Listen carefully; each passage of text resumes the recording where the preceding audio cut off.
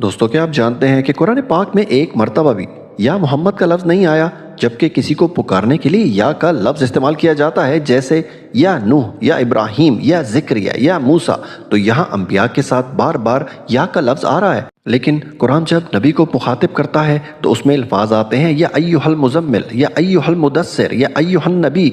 इनको नाम से ही नहीं पुकारते।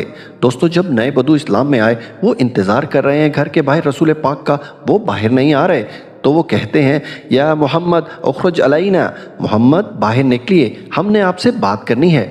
या मोहम्मद के अल्फाज में कोई बेअदबी नहीं, क्योंकि या आदम या इब्राहीम या मूसा या ईसा वो तो कुरान ने भी इस्तेमाल किया है। लेकिन जब आम मुसलमान ने रसूल करीम के लिए कहा या मोहम्मद उखरुज अलैना, तो कुरान की आयत नाजिल हो गई कि तुम इनको ऐसे मत पुकारना जैसे तुम एक दूसरे को पुकारते हो।